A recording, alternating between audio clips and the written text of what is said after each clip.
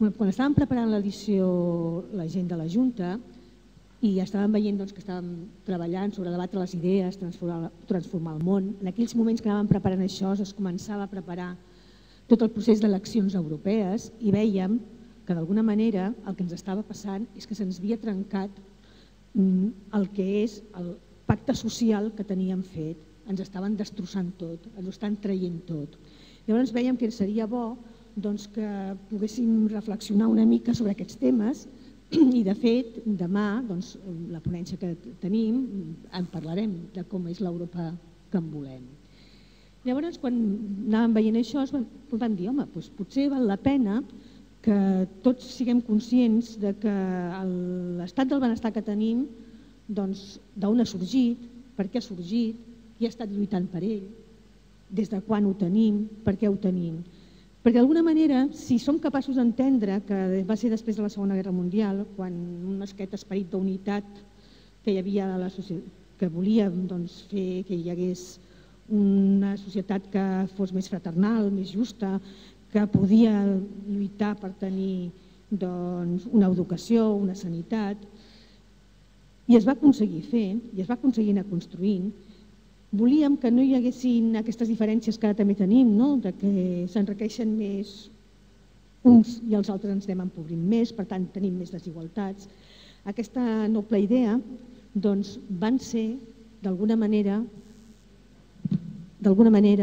van ser els sindicats qui van treballar per tirar endavant aquestes lluites. Llavors, com que volíem que això se sapigués, que ha costat molt de construir-se, si volem que la gent d'alguna manera ho defensi, ho ha d'estimar, ho ha de fer-se seu, ha de ser que no és cap regal, és una cosa que nosaltres hem treballat i hem lluitat per ella. Amb la qual cosa, és bo que en aquests moments que alguns se n'apropien que és més important tenir les coses a nivell individual, que reivindiquem el que és col·lectiu. I llavors, pensant en això, vam veure que hi havia la possibilitat que estigués amb nosaltres en José Baviano, que ell és el director de l'àrea d'Història, Arxiu i Biblioteques de la Fundació Primero de Mayo, que ha estat fent una recopilació i un treball que jo crec que ens pot ajudar molt a fer aquestes reflexions. És el llibre que presentem avui, Trabajo y ciudadanía en la Europa contemporánea, el sindicalismo y la construcción de los derechos. Aquí és una obra col·lectiva, ell ja us ho explicarà i ell us dirà el per què s'ha tirat per aquí, però jo crec que és important que nosaltres siguem capaços de parlar d'aquestes qüestions, d'entendre que això no és una cosa fàcil i que se'ns pot perdre en qualsevol moment. Una manera d'entendre-ho és saber com se n'ha fet. Per qui no els coneixeu, José Baviano, ell és doctor en Història Contemporània a la Universitat Autònoma de Madrid, va ser professor associat, va ser titular interí. Ell s'ha especialitzat justament en la història del treball i de les migracions, així com en el tractament de les fonts arxivístiques de les dues qüestions. En aquestes àrees d'interès ha fet numerosos projectes d'investigació, tant a nivell estatal com a nivell internacional. Ha publicat molts articles, molts capítols de llibres en diferents publicacions. És director de la revista Historia, Trabajo y Sociedad i Migraciones y Exilios. Recentment ha publicat un llibre col·lectiu, Proceso 1001 contra comisiones obreras, ¿Quién juzgó a quién? I el que avui ara us presentem. Sense més, li dono la paraula a Baviano. Bueno, pues muy buenas tardes. Hoy es la segunda vez que pido disculpas porque soy una persona que tengo dificultades en expresarme en mi propia lengua, cuanto más en una lengua que no conozco. O sea que voy a hablar en castellano y lo siento mucho, ¿no? En segundo lugar, cuando... Bueno, he estado antes escuchando el debate sobre la consulta y demás y comparando lo que somos ahora, de repente me he acordado de un pub que había en Lavapiés, en el centro de Madrid, hace muchos años, en el año 78, 79, se llamaba La Barca donde la gente empezó, y esto yo creo que formaba también parte de las libertades, pues fumaba hachís sin ser molestado por la policía, y La Barca sacó una tarjeta de promoción que decía: La Barca, un ambiente entre amigos, ¿no?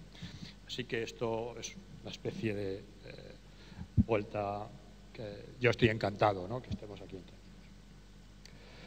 Bueno, yo creo que un acto de presentación de un libro, aunque esto nunca se diga, pero yo lo voy a decir, ¿no?, para poca vergüenza mejor ninguna, tiene el objetivo de tratar de que el libro se venda, ¿no? Entonces, el libro este es un libro que, efectivamente, y ahora luego entraremos un poco en materia, poco tiempo para que podamos charlar entre todos, es un libro que plantea el problema de la construcción de la ciudadanía y el papel central del trabajo organizado, el trabajo como agente colectivo, esencialmente el sindicato, en Europa, en concreto en 6 ejemplos, en 6 estudios de caso muy distintos. Por un lado, 3 PIGs, o sea, Portugal, Italia y España, 3 países del sur, y 3 países centrales, como son Gran Bretaña, Francia y Alemania, Estados Unidos iba a decir. Bien, entonces, ¿por qué? La idea de este libro surge allá por el año 2010, que tiene una gestación larga, en un momento en el que había un incremento, o sea, en el periodo, digamos, pues en los meses de la huelga general por la reforma laboral del gobierno Zapatero, en un momento en el que había una aceleración en el ataque mediático y político a los sindicatos, ¿no? Y nos planteamos el problema en la Fundación de ver efectivamente que, lejos de todo lo que se decía en esos ataques, que ahora voy a decir algunas de los ejes de esta cometida, los sindicatos habían tenido un papel radicalmente civilizatorio en el último siglo y medio en Europa, y se puede decir también, yo creo, que en Norteamérica, ¿no? Bien, de todas maneras, este ataque al sindicalismo no es un ataque de la crisis económica, es un ataque que viene parejo a un proceso de desregulación del trabajo y de las relaciones laborales. El ataque al sindicalismo, por una parte, forma parte también del proceso de desregulación del trabajo y de las relaciones laborales, que es un proceso que empieza en el capitalismo de la globalización, es decir, que empieza tras la crisis del Fordismo, tras la crisis de los años 70, y que podemos marcar un hito, si queréis, que es la derrota de los controladores aéreos en la huelga de Reagan, y la derrota de los mineros británicos del NUM con la huelga que dura del 84 al 85 por la señora Thatcher, ¿no? Bien, no puede comprenderse, pienso yo, este ataque al sindicato sin la quiebra del contrato social de posguerra, ¿no?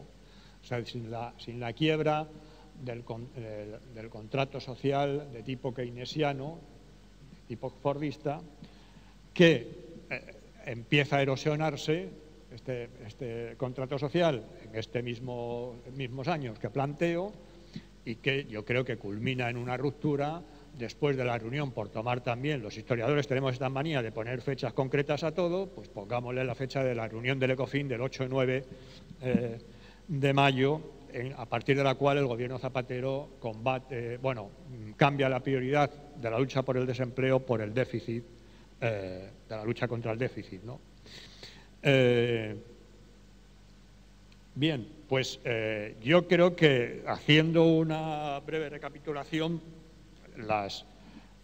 los ejes de la ofensiva antisindical insisten en plantear que las organizaciones sindicales son organizaciones anticuadas. Esto, por ejemplo, en el artículo del 29 de marzo de 2012 de La Vanguardia decía: las centrales y sus dirigentes parecen seguir instalados más en el siglo XIX que en el siglo XXI. Los sindicatos son algo antiguo, esto en la víspera, no, el mismo día de la última huelga general, y es una frase prácticamente similar a otra escrita en el ABC el 13 de diciembre de 1988, ¿no? La víspera del 14 de abril. Decía, es algo que demuestra hasta qué punto el sindicalismo sigue en el siglo pasado y que al paso que va no llega vivo al siglo que viene, ¿no? O sea que es curioso que la idea esta de que los sindicatos son una cosa antigua sea a su vez una idea antigua, ¿no? Y lo mismo ocurre con esta otra especie de que huelga tras huelga es que la acción de los sindicatos es violenta. Bueno, ya estamos viendo que esto es algo más que un discurso, ¿no? Con 100 y pico de años de petición de cárcel para distintos trabajadores que han ejercido el derecho de huelga. Bueno, esta idea de la violencia por parte del sindicato es absolutamente vieja también, ¿no? Es una idea que procede del siglo XIX y que está en el Código Penal de 1848. ¿no? Hay un tercer argumento habitual en el ataque ideológico a los sindicatos, que es esta idea que, por ejemplo, ha dicho en varias ocasiones David Cameron, que es los sindicatos son un obstáculo para la economía, el progreso de la nación, y al fin y al cabo es un obstáculo, es un impedimento contra el sistema, ¿no? Que es una especie argumentativa muy similar al fascismo, ¿no? Es decir, el fascismo también comparte con el ultraliberalismo esta idea de que los sindicatos están en contra, o sea, el problema es que hay que acabar con ellos porque están contra el sistema político y social. Yo creo que últimamente se ha reproducido, es decir, para que la gente no piense que esté a salvo y diga, bueno, pues esto es, bueno, con quien se meten son con los sindicatos. Nosotros somos trabajadores corrientes y molientes y esta historia no va con nosotros. Pues yo creo que ha habido un salto de manera que también hay un ataque al trabajo muy agudo. Por ejemplo, pues esta idea de que los parados son gente más bien vaga, unos gorrones que viven de subsidios muy generosos, los subsidios más altos del mundo mundial, como dijo esta señora que preside el Círculo de Empresarios. Y si por una parte los parados son vagos, indolentes y gorrones, pues otros sectores de los trabajadores tienen otros problemas, ¿no? Por ejemplo, los jóvenes es gente que no vale para nada, ¿no? Por eso hay que pagarles poco, por eso hay que quitar el salario mínimo, dijo también esta señora.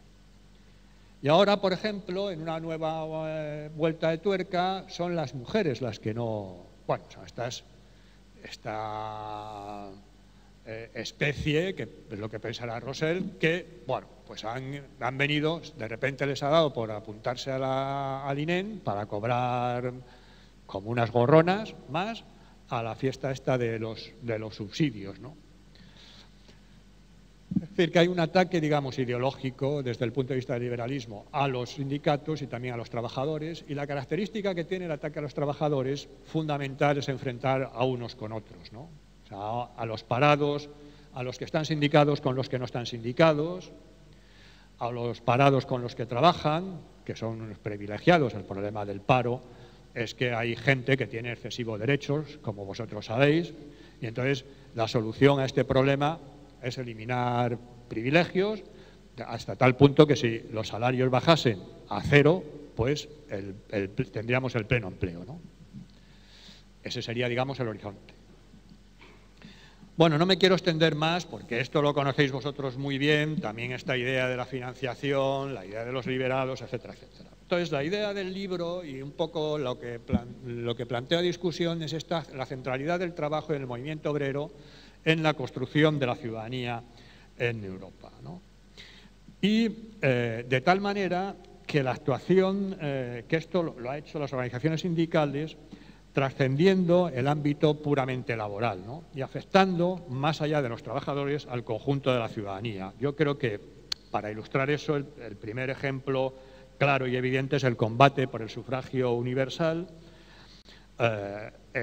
durante la segunda mitad del siglo XIX, que es un derecho que no es un derecho, digamos, laboral, no es un derecho del trabajo, es un derecho universal.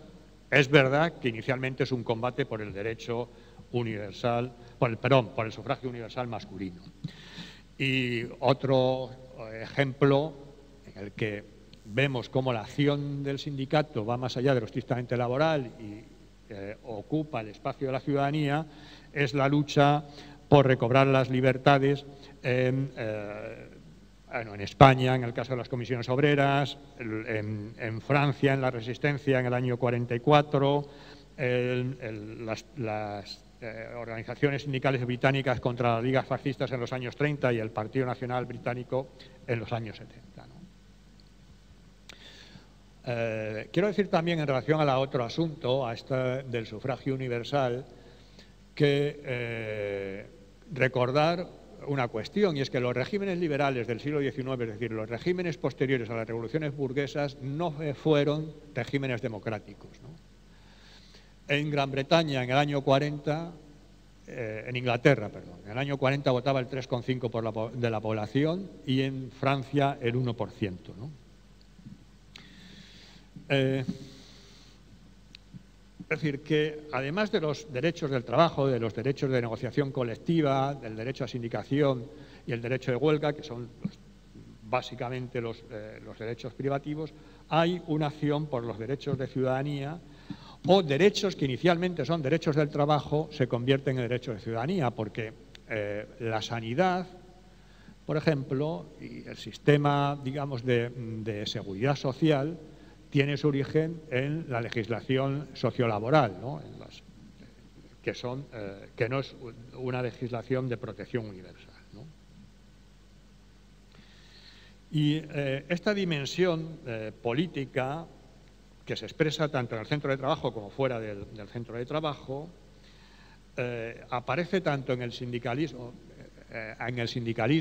socialista o marxista y también en el sindicalismo revolucionario, que pienso yo que el sindicalismo revolucionario tiene esta dimensión política, incluido el anarcosindicalismo, porque a pesar del discurso antiestatista y antipolítico, la acción del sindicalismo revolucionario tiene consecuencias en términos de ciudadanía política. Por no hablar de momentos puntuales como la huelga general de 1917, que es una huelga para cambiar el régimen directamente, ¿no? El régimen político, ¿no?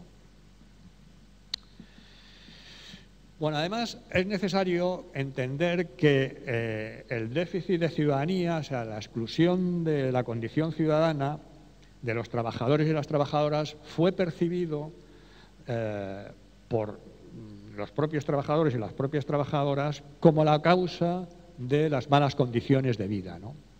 El ejemplo para ilustrar esto evidente es el cartismo, el movimiento cartista británico, que es un movimiento que transcurre entre el 38 y el 48, y es un movimiento, bueno, en torno a una carta en la que se piden siete cuestiones, naturalmente el derecho al voto para los trabajadores, la garantía para que puedan ser electos, en la perspectiva de que accediendo al Parlamento pueden legislar y pueden hacer que los trabajadores sean ingleses, ¿no? Que de eso se trata en el cartismo. Ser inglés significa tener derechos.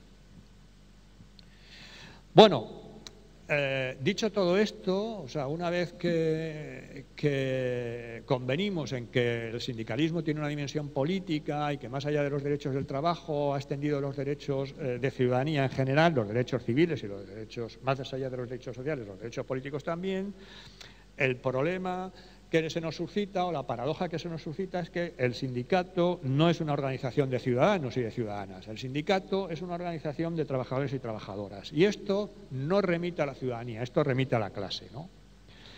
Y a pesar de lo que ahora podamos pensar, en un momento histórico en que hay un evidente eclipse del lenguaje de clase frente al lenguaje de la ciudadanía, pues clase y ciudadanía no son dos elementos intercambiables ni subsumibles.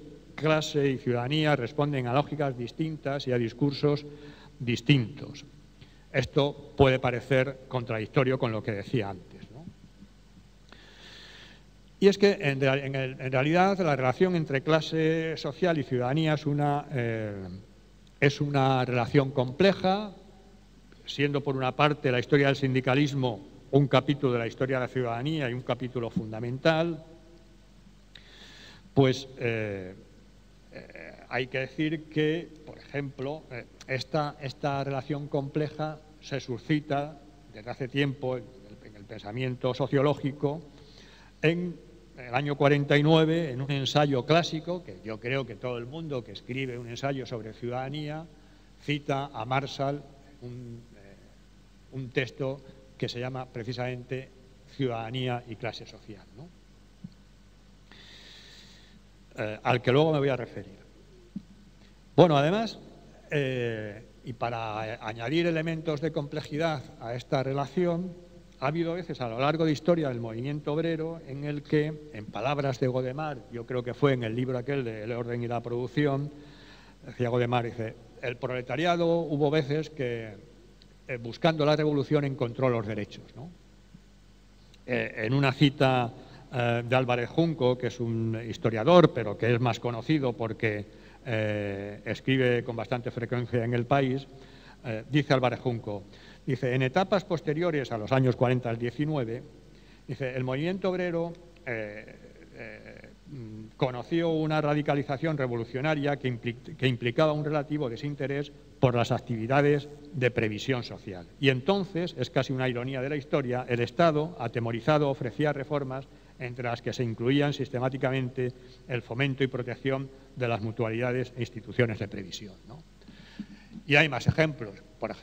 La Constitución de Weimar, que siempre se cita como una constitución muy democrática, tiene lugar después de la derrota de la revolución de los consejos en Alemania. O la Constitución portuguesa de 1976 tiene lugar después de la revolución de los claveles en Portugal, ¿no? Bueno, pues en este contexto de complejidad hay que decir que el movimiento obrero desde sus orígenes articuló un lenguaje propio que no fue el lenguaje de la ciudadanía, sino un lenguaje alternativo que es el lenguaje de clase. Y el lenguaje de clase es un lenguaje dicotómico en el que en la sociedad, por un lado, estamos nosotros, que somos los trabajadores y las trabajadoras, y por otro lado están ellos, que en un momento determinado pues es la burguesía, los capitalistas, las élites económicas, etcétera, ¿no? Y desde esta perspectiva, desde el lenguaje de clase, la acción del trabajo organizado no responde a una lógica política de reclamación, de inclusión en la ciudadanía. Desde la perspectiva de clase, lo que pretende es un cambio social igualitario, no ser incluido en el sistema, ¿no? Lo que ocurre es que a lo largo de la historia del movimiento obrero también, el discurso, el lenguaje del movimiento ha ido en un camino de ida y vuelta desde la ciudadanía a la clase y al revés, ¿no? Según los periodos históricos. Y ahora estamos, como dije antes, en un periodo de eclipse del lenguaje de la clase, ¿no? Que para mí es una paradoja más, ¿no? O sea, la victoria del lenguaje de la ciudadanía, que es el lenguaje del liberalismo, y que creo que forma parte del discurso hegemónico liberal, se da en una coyuntura histórica en que las políticas tienen un carácter clasista descarnado, como hacía tiempo que no se conoce, ¿no?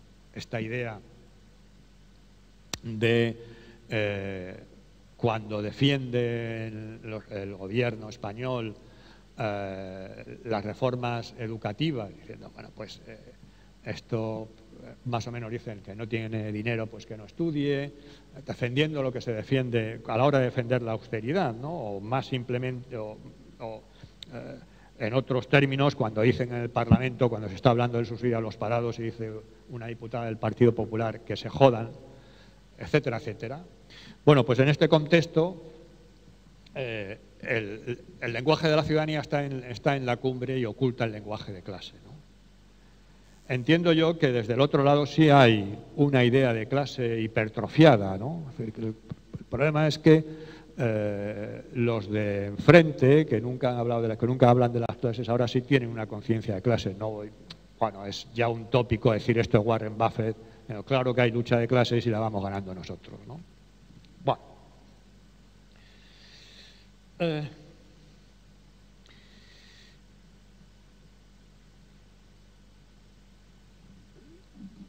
El lenguaje yo creo que además el lenguaje de ciudadanía está asociado al liberalismo por una sencilla razón, porque la categoría de ciudadanía corresponde a la tradición liberal. Los derechos de ciudadanía son derechos individuales, mientras que los derechos del trabajo adoptan un aspecto colectivo, ¿no? La huelga es un derecho individual, pero que se ejerce de manera colectiva. La negociación colectiva, evidentemente, es un derecho que se ejerce de esa manera. Y el sindicato, en la medida en que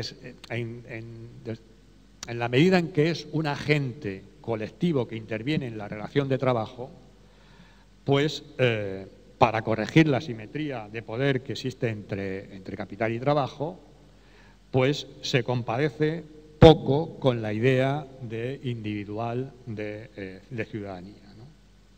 O sea, esta noción de sindicato como sujeto colectivo, ¿no? Para añadir más leña al fuego en este conjunto de paradojas, a ver si pensamos en torno a ella, y la complejidad estriba también, desde mi punto de vista, en el hecho de que la ciudadanía presenta una naturaleza de tipo diverso, poliédrico, ¿no? Que se dice pomposamente en ciencias sociales, ¿no? La ciudadanía, y yo creo que ya va siendo hora de que la aclare, es un constructo político muy sencillo. Es decir, la ciudadanía es un vínculo de pertenencia de los individuos a una comunidad cívica que genera derechos y obligaciones. Y esto significa que o asociamos esta comunidad cívica al Estado o nación por una razón principal, porque el Estado es el que garantiza el cumplimiento de las obligaciones y también ampara el ejercicio de los derechos, ¿no? Las obligaciones de ciudadanía, entre ellas está la fiscalidad, y es el Estado quien garantiza la fiscalidad y el que garantiza también el ejercicio de los derechos, ¿no? Así que, por ejemplo, cuando se habla de ciudadanía europea, pues todo el mundo sabe que eso es una ciudadanía complementaria o subsidiaria. Nadie puede tener la ciudadanía europea si antes no posee la ciudadanía de uno de los Estados miembros, ¿no? La ciudadanía, pues la historia de la ciudadanía es también la historia de la democratización de Occidente, pero desde mi punto de vista, y esto lo podemos discutir, la ciudadanía tiene también un carácter claramente exclusionario, ¿no? Tiene un carácter exclusionario porque en sus orígenes la idea de ciudadanía era una idea masculina, derechos del hombre y del ciudadano, ¿no? El lenguaje es muy explícito. Es natural en este contexto, bueno, no es natural, pero se compadece con esto, que el acceso al derecho del sufragio femenino cuente con una dilatada historia, ¿no? Y además la ciudadanía moderna en sus albores excluyó a las clases populares, y no solamente es una cuestión, es decir, en la medida en que la historia de la ciudadanía es una historia de la democratización, podemos pensar que la exclusión forma parte de los primeros estadios de la ciudadanía, ¿no? Cuando las mujeres estaban excluidas, cuando las clases populares estaban excluidas, cuando los trabajadores estaban excluidos de la ciudadanía, pero sin embargo, en la medida en que bien las mujeres o bien los trabajadores accedieron a los derechos de la ciudadanía, aparecieron nuevas formas de exclusión. Y el elemento más claro es la extranjería, ¿no? La extranjería es un fenómeno de exclusión de la ciudadanía que es radicalmente nuevo en el sentido que pertenece al siglo XX. La extranjería es una línea de exclusión de la ciudadanía después, a partir del final del capitalismo del libre comercio, es decir, en torno a la Primera Guerra Mundial. Por cierto, los sindicatos también han jugado un papel muy importante en esta cuestión, en relación a la nacionalización y el acceso de los derechos de la mano de obra extranjera a la ciudadanía. Y el caso del sindicalismo francés de entreguerras, tanto la CGT como los unitarios, es bastante ilustrativo, ¿no? Y por último, yo creo que la ciudadanía es también un constructo político que hace posible, que hace compatible el capitalismo y la democracia, porque el capitalismo y la democracia son incompatibles, y también hace compatible el capitalismo y la desigualdad sistémica, ¿no? Y en este punto es en el que quisiera volver a Marshall, ¿no? El sociólogo británico que escribió Ciudadanía y clase social, indagando sobre esta dualidad entre ambas cuestiones, que en un momento determinado del ensayo, voy a leer la cita porque lo merece, ¿no? Dice: la igualdad humana básica de pertenencia a la comunidad se ha revestido de un formidable cuerpo de derechos. Está hablando en el año 49, cuando se está creando el estado de bienestar en Gran Bretaña, como cuenta bien la película esta de Ken Loach, del espíritu del 45, que se puso aquí, me parece, el mes de mayo, ¿no? Dice, es de un formidable cuerpo de derechos que ha avanzado y se ha identificado claramente con el estatus de la ciudadanía. Y se pregunta, dice, ¿sigue siendo cierto que la igualdad básica, enriquecida en lo sustancial y expresada en los derechos formales de ciudadanía, es compatible con las desigualdades de clase? Y responde, atención, dice, mi respuesta es que la sociedad actual acepta aún esa compatibilidad, hasta el punto de que la propia ciudadanía se ha convertido en muchos aspectos en el arquitecto de una desigualdad social legitimada. Esto es muy gordo, ¿eh? Y Marshall no era socialista, es un sociólogo liberal, ¿no? En fin, evidentemente el siglo XX fue en Europa el siglo del Gulag y de Auschwitz, pero también fue el siglo del cenit de la ciudadanía, en términos de extensión de los derechos, y esto para el mundo del trabajo y sus organizaciones significó costes terribles en términos de derrotas, de vidas sacrificadas, de tragedias como el fascismo o la ocupación nazi. El caso es que, en una contradicción más entre clase y ciudadanía, los grandes avances en el ámbito de los derechos del trabajo y también por lo que se refiere a los derechos políticos y civiles, es decir, los tres tipos de derechos de ciudadanía, se han sustanciado en términos de lucha de clases. Otra paradoja. No solamente en el terreno de las conquistas, sino en el terreno de los retrocesos, como estamos viendo ahora, ¿no? Ahora, cuando Europa está sumergida en un contexto de crisis en el que el trabajo ha desaparecido del relato dominante, en el que los trabajadores son responsabilizados y culpabilizados de su propia suerte, si estás eres un parado, tú tienes la culpa, porque el desempleo no es un problema social, es un problema personal tuyo, que has fracasado y que no eres emprendedor, etcétera, etcétera. Bueno, en un momento en que existe este discurso que culpabiliza a los trabajadores, que los acusa de vagos, gorrones, indolentes, y mientras el sindicalismo sufre una embestida terrible, es también el momento de construir un discurso destinado a colocar al trabajo y al sindicato en el lugar que históricamente le corresponde, es decir, en el combate por los derechos. Y en este empeño se puede entender el libro que hoy he venido a presentar. Así que muchas gracias por vuestra atención, y si queréis que debatamos un poco, tampoco quiero abusar de vuestro tiempo, pero muchas gracias.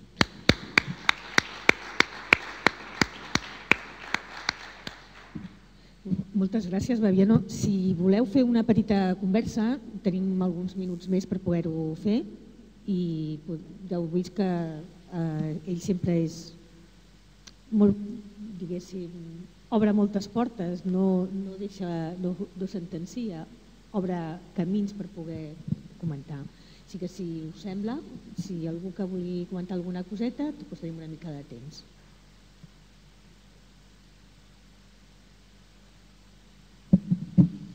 No os animeu. Siempre cuesta al principio, pero no me quiero ir pensando que lo he hecho tan mal como para no suscitar. Siento no hablar de Podemos y estas cosas. Perdón. No, ha situado, Babiano, que la relación entre capitalismo y democracia, además lo has dicho de manera, digamos, expresiva y contundente, o sea, entre estos dos términos, democracia y capitalismo, sí, democracia y capitalismo, esta relación es incompatible.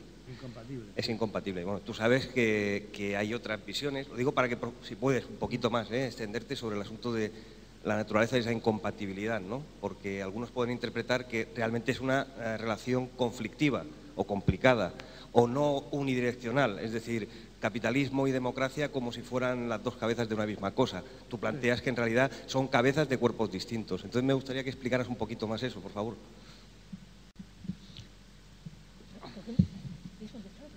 Bueno, sí, si queréis un par de ellas y luego... Sí, mejor, ¿no? Sí. Sí.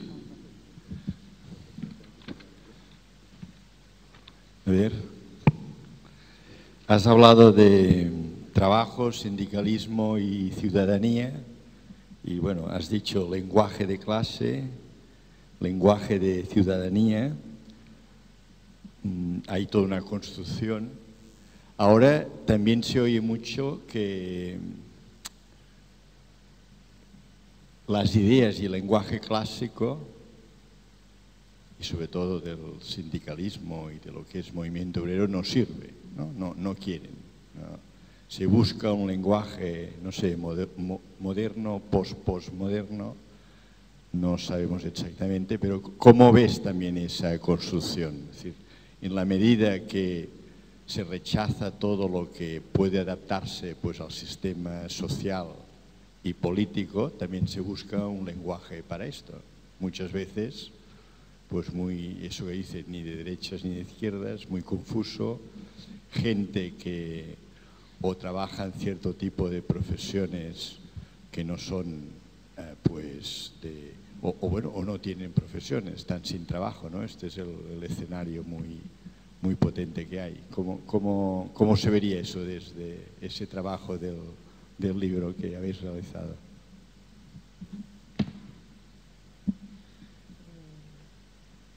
Bueno, mientras se va animando... a ver, la teoría de... ¿Ha pedido alguien la palabra o...?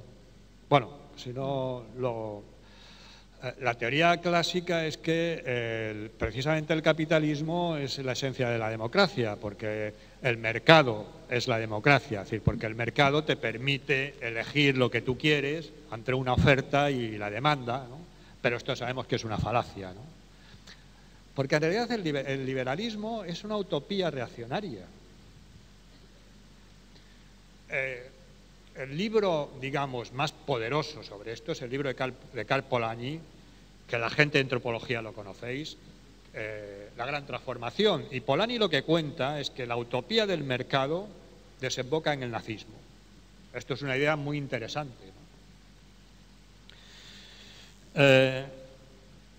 Bueno, y además son cuestiones de cuerpos distintos, ¿no? Como tú dices. Después, ahora, el problema del lenguaje. Bueno, yo tengo una posición en esto bastante clásica, es decir, no creo que el lenguaje determine la realidad, como dicen los teóricos de la posmodernidad. Es decir, que el lenguaje expresa situaciones sociales. Y entonces, la situación social en que estamos es una hegemonía política, económica, social y cultural del ultraliberalismo. Y esto contamina a todo el mundo, contamina a la gente, porque la hegemonía cultural significa eso, no que lo piensa solamente los dueños, los que se creen dueños de todo, sino que lo piensa la gente, pero lo piensa también la gente que está en el desempleo, y la gente que lo pasa mal, ¿no? Que el mundo es así y que, en fin, esto de la derecha y de la izquierda pues es un cuento. Entonces, tiene que ver con esta situación, tiene que ver con una situación de cambio sustancial del ámbito del trabajo, es decir, que el trabajo cambió radicalmente, que lo que fue el fordismo, que era muy uniforme, que facilitaba mucho la agregación de intereses, que el Estado intervenía con una regulación que tendía a la homogeneidad, esto ha desaparecido. Entonces, la idea, bueno, las formas de trabajo precario en su máxima extensión, la hegemonía de las finanzas sobre la manufactura, todos los fenómenos que conocemos bien del capitalismo de la globalización debilitan el poder de clase, el poder de la clase trabajadora, el poder social y el poder político, la capacidad para generar derechos.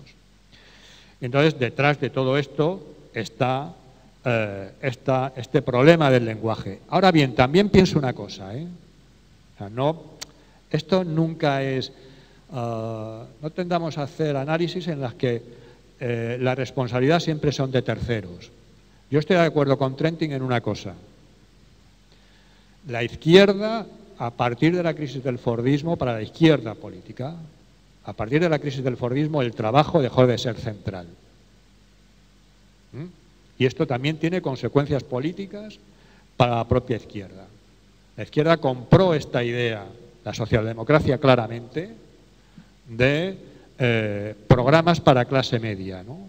O sea, no se trata, en un momento determinado, de los 80, en el momento, digamos, de la vuelta de la socialdemocracia al poder en Europa tras la crisis del petróleo, ya no se trata de mejorar la vieja idea de la socialdemocracia, ya no se trata de mejorar la vida de los trabajadores o de la clase trabajadora, sino de que todo el mundo sea de clase media, del ascenso social. Y, de hecho, las organizaciones a la izquierda de la socialdemocracia también se contaminaron de esta idea, de las perspectivas clasistas, de generar frentes interclasistas electorales o perspectivas electorales interclasistas. Es decir, que esto forma parte, digamos, también de los problemas de la propia izquierda política, ¿no? Que está en una crisis brutal, hasta el punto que le genera al sindicalismo responsabilidades que el sindicalismo no puede resolver, ¿no? El sindicalismo no puede resolver políticamente la crisis política. Entonces,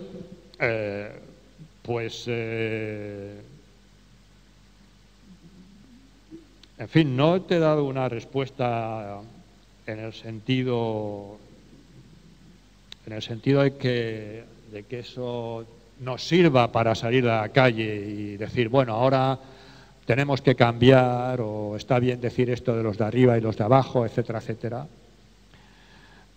Sino, bueno, la planteo en el ámbito de la reflexión, que ahora me parece que es conveniente, porque algunas veces también nos conviene darle al caletre y pararnos, y yo creo que ahora es en lo que intento estar, ¿no? En soluciones. Esta mañana en una conferencia que he estado me han preguntado que cuál es la salida después con esto de la penalización del derecho de huelga, del embate a la negociación colectiva.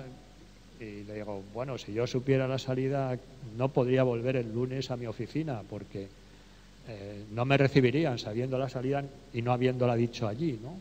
Que es una entidad, una institución de un sindicato. Venga, más cuestiones. También pueden pensar ustedes que lo que he dicho son unas cuantas barbaridades, ¿no? Esto también es factible.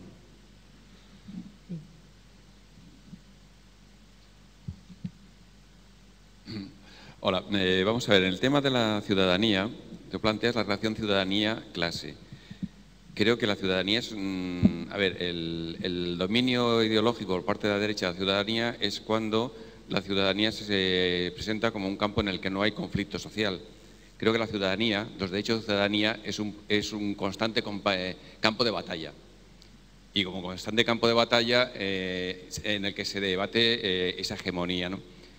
Y entonces quizás la derrota de la izquierda es haber renunciado a ese campo de batalla y a plasmar ahí la lucha. En concreto, por ejemplo, creo que uno de los campos en el que ciudadanía desplaza a clase es cuando la democracia se aleja, o se dice que la democracia o se actúa y se tolera como si la democracia no tuviera que estar en las empresas.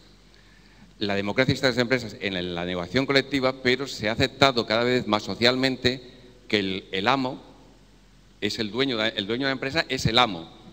El dueño o el técnico que gestiona la empresa actúa como amo. Hay una novela de Alicia Jiménez Valle, no me recuerdo cuál es, en la que la inspectora le dice al garzón, le dice, es que en las empresas el amo es Dios. En ese sentido, socialmente, hemos apartado la democracia del mundo económico y hemos aceptado cada vez más que la democracia debe apartarse del mundo de las empresas y en ese sentido debilita a la clase y debilita al sindicato. Y sobre el tema de la semántica, ya en el 1971 Miquel Martí i Pol tenía una poesía que era de semántica, donde establece cómo la Dirección de Recursos Humanos convierte el conflicto laboral en la sanción, en una asunción de responsabilidad. En realidad, lo cierto es que ellos han estado activos desde el 71 y ahí quizás nos hemos ido dejando que nos invadieran los tanques de la semántica, que son mucho más pacíficos, pero a veces muy peligrosos. Hi ha alguna pregunta més? Si no, ho tancaríem aquí. Espera.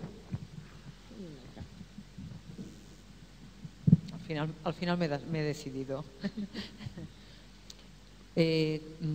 Bueno, a lo largo de estas dos jornadas, la verdad es que se han producido ponencias y debates bastante interesantes, reflexionando también en parte sobre este tema, ¿no? Claro, varias de las cosas que se han dicho plantean retos de futuro considerables y que seguramente nos cuesta imaginar cómo abordar, ¿no? El cambio en la organización del trabajo, de las producciones, ¿no? La disgregación de incluso entre países, ¿no? De la propia producción. El hecho de que efectivamente estemos asistiendo también a diferencias importantes de clase dentro de la clase trabajadora. Es decir, ahora mismo, pues todos estos cambios en el marco legal, si es que queda, el poco que queda, del mundo del trabajo, pues produce divisiones entre personas pues, que tienen un convenio que regula sus relaciones laborales, otras que no, unas que tienen unas condiciones que aún entran dentro de la dignidad, otras que no, y personas que directamente, pues, a pesar de que lo quieran, aunque Rosell no se lo crea, pues no tienen acceso a ese mercado de trabajo. Entonces, desde mi punto de vista, claro, eso plantea un reto, en nuestro caso, por ejemplo, a las organizaciones sindicales para funcionar realmente como vectores de organización de esa clase trabajadora, ¿no? Y comentabas que en tu libro, no sé si te he entendido bien, pues también formulabas alguna propuesta interesante, ¿no? Sobre todo este tema del sindicalismo, la ciudadanía y los derechos. Bueno, por si querías aportarnos alguna reflexión también en torno a esto, en torno al reto que supone este cambio en todo lo que es el mundo del trabajo para poder organizar a esa clase trabajadora que ahora ya no es igual que cuando nosotros seguramente empezamos a existir. Bueno, primero,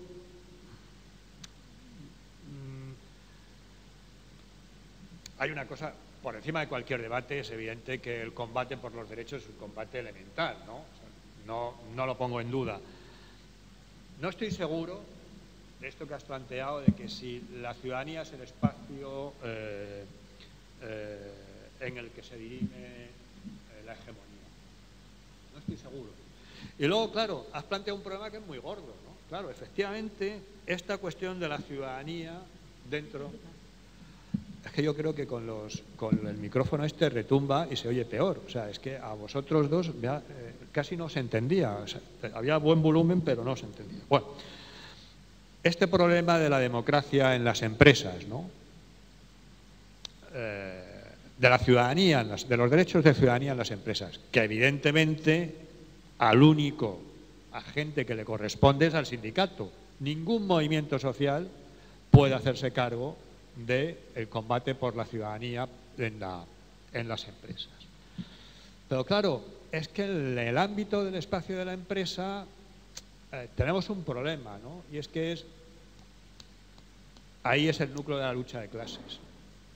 Y toda la normativa, la organización del trabajo es prerrogativa esencial, prerrogativa exclusiva de la empresa, ¿no? Porque claro, la discusión de la organización del trabajo y la participación es un problema de democracia, pero el problema es que es disruptivo con la explotación.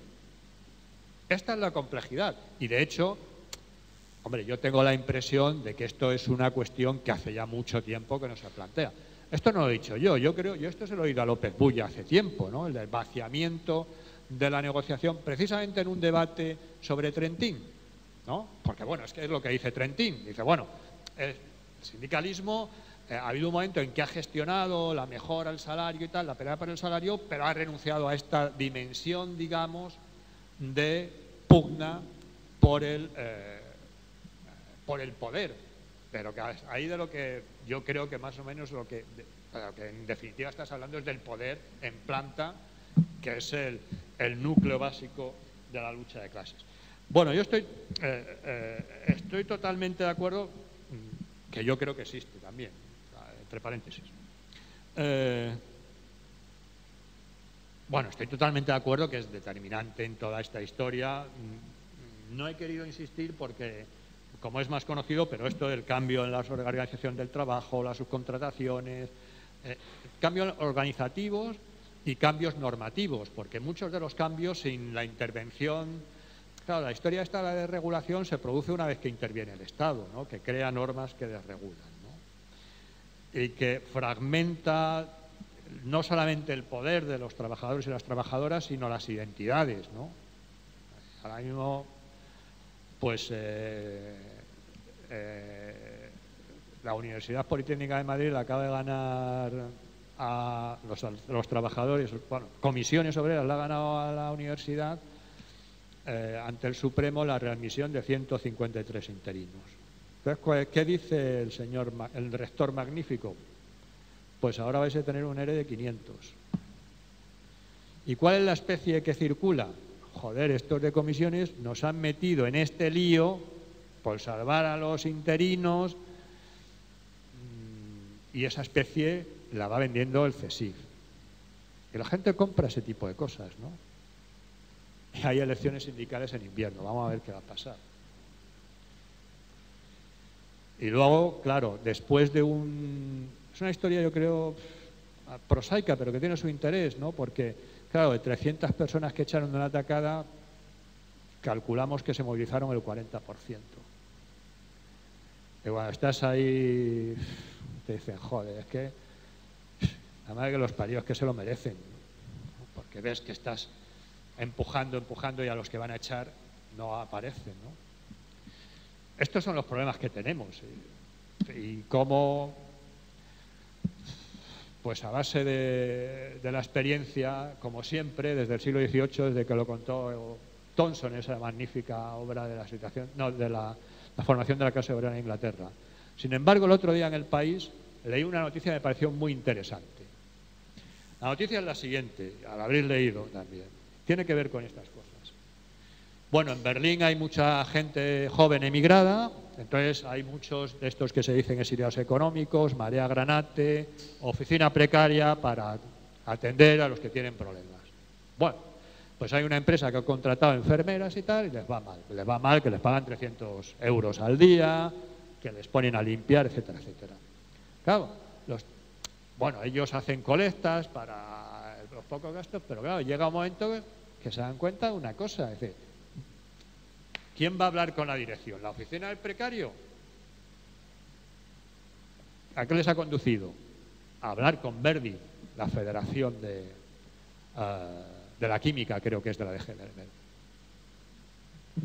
decir, una gente tremendamente antisindical, ¿no? Estos son de los que, bueno, un sector que nos suele insultar, esto forma parte de la moda, tener un iPad 5 e insultar al sindicato, como dice Javier, un hallazgo, ¿no? Pues estos son de este tipo de gente que al final acaban en la DGB porque no hay otro instrumento de mediación entre capital y trabajo. Y esto, pues es así. Entonces, no, me parece... a lo mejor en un momento determinado se nos ocurre, pero en estos se sucederán las pequeñas ocurrencias mientras permanezcamos en el combate y en un momento determinado logremos cambiar la correlación de fuerzas. Estas son las viejas convicciones de las que, por otra parte, tenemos que rearmarnos nosotros también, ¿no? Porque si no, al final el lenguaje expresa, bueno, si te han derrotado políticamente, no te derroten ideológicamente en términos de lenguaje. Siento no ser más explícito, más ambicioso en las respuestas. Bueno, doncs moltes gràcies per estar aquí. Com veieu, no ens deixa indiferents el relat de Babiano i ara sí que faré jo també la cunya publicitària, si us interessa. Doncs aquí tenim els llibres perquè podeu comprar a un módico precio de... Al módico precio de 10 euros. De 10 euros. Eso no me permitirá enriquecerme, pero permitirá pagar a la imprenta en el próximo libro. Doncs moltes gràcies. Os agradezco mucho vuestra paciencia y vuestras intervenciones que me hacen repensar sobre lo que he empezado a contar. Muchas gracias.